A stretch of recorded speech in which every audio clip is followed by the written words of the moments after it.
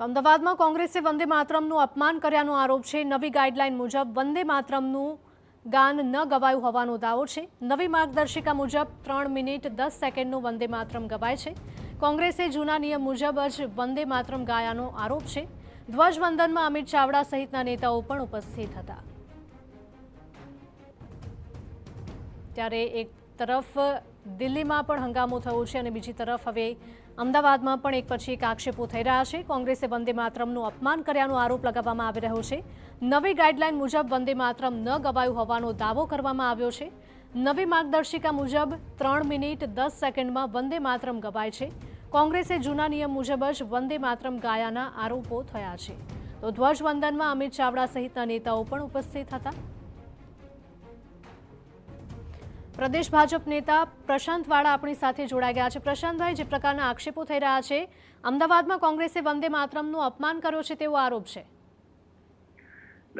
કોંગ્રેસ દ્વારા હર હંમેશ રાષ્ટ્રનું અપમાન કરવું, વંદે માતરમનું અપમાન કરવું, રાષ્ટ્રના સંવૈધાનિક પદ ઉપર બેઠેલા પ્રધાનમંત્રી શ્રીનું અપમાન કરવું, રાષ્ટ્રપતિનું અપમાન કરવું, આ કોંગ્રેસની આદત છે।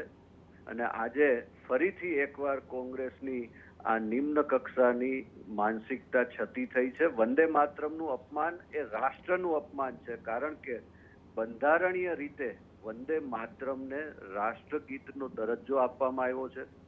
પણ આનો ઇતિહાસ જો તમે જુઓ તો આપના માધ્યમથી દર્શકોને હું જણાવવા માંગુ છું કે 1937માં અને ત્યારબાદ ફરીથી 1948માં જવાહરલાલ નહેરુએ વંદે માતરમની માત્ર 2 જ પંક્તિ ગાવી અને બાકીની જે 3 પંક્તિ છે એ ત્યાંથી કાપી નાખી અને 2 જ પંક્તિ ગાવી એવો ઠરાવ કર્યો। શા માટે?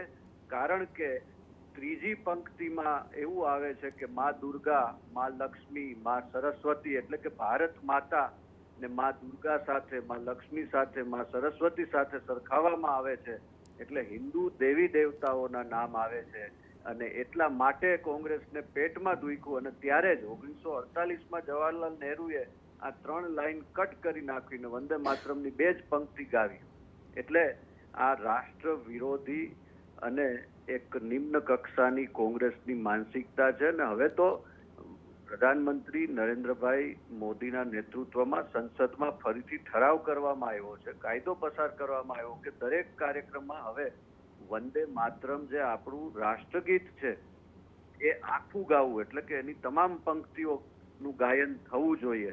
તો જ્યારે રાષ્ટ્રગીતની વાત આવે છે ત્યારે કોંગ્રેસને કેમ ભાઈ પેટમાં દુખે છે? આ રાષ્ટ્ર તો બધાનું રાષ્ટ્ર છે, તો વંદે માતરમનું અપમાન એ આ રાષ્ટ્રનું અપમાન છે। આ રાષ્ટ્રને આઝાદી અપાવવા માટે જે હજારો લોકોએ, હજારો યુવાનોએ શહીદી વહોરી લીધી, દેશ માટે બલિદાન આપ્યું, એનું અપમાન છે। કારણ કે વંદે માતરમ એ માત્ર કોઈ નારો નથી, પરંતુ વંદે માતરમ ગીત એ રાષ્ટ્ર ચેતનાની ઉર્જા જગાવતો મંત્ર છે।